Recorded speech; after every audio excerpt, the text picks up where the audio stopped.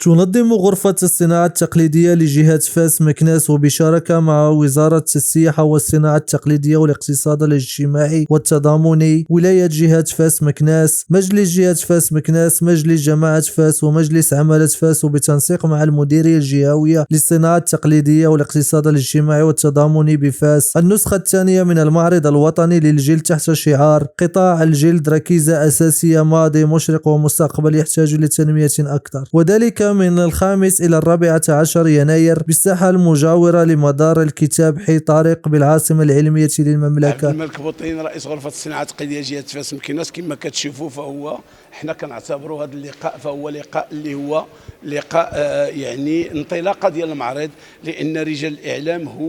هما الأساس ديال الانطلاقة ديال هذا المعرض، هما اللي غادي يعطيونا واحد الدفعة قوية، هما اللي غادي يعطيونا واحد هذا المعرض باش يمكن له انه يزوروه جميع الناس. هذه جهتنا،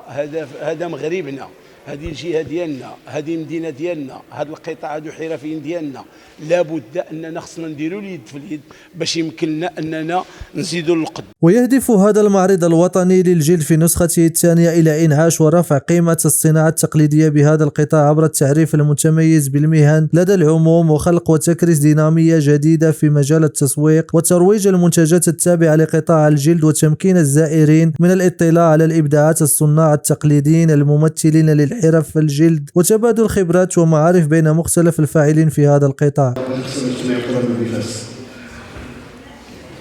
ويشارك في هذه النسخة الوطنية التي ستقام على مساحة إجمالية تقدر ب4000 متر مربع أكثر من 120 عارض وعارضة من مختلف ربوع المملكة المغربية، يمثلون الحرفيين والصناع التقليديين والمقاولات الحرفية الصغرى والمتوسطة والتعاونية المهنية التي تشتغل بقطاع الجلد، بالإضافة إلى فاعلين متخصصين في العتاد التقني بهذا القطاع. ويتميز المعرض الوطني للجلد بتوفره على فضاءات خاصة بالتحف الفنية ومنتجات خريجي مؤسسات التكوين المهني، وجناح للشباب، وجناح تجاري مخصص للبيع، وجناح للعتاد التقني، وجناح مؤسساتي، بالإضافة إلى فضاء خاص بالأطفال. نشكر جميع الإخوة اللي ساهموا، هادشي ما جاش وطاح هكاك، راه واحد المجهود اللي هو كبير بزاف باش وصلنا لهذه النتائج. وصلنا المعارض محطوطة بأربعة المعارض موضوعاتية ماشي سهله، ولا بد من هذه المنابر اننا كنتقدموا بالشكر الجزيل لجميع الشركاء الداعمين.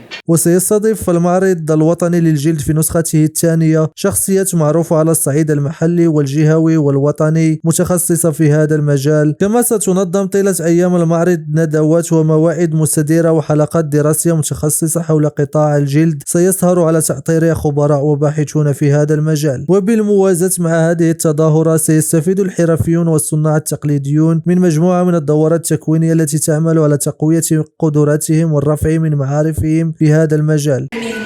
وضيق اليد الحفاظ على هذا الموروث الأصيل والذي يعد واحد من مكونات الهوية والآثار المغربية عامة والفاسية خاصة. وسيعرف هذا المعرض الاحتفاء بأبرز الصناع التقليديين المعلمين الذين تركوا بصمة خالدة بالقطاع الجلد، كما ستنظم سهرات فنية طوال أيام المعرض ستحييها فرق فنية وفولكلورية من التراث المغربي الأصيل.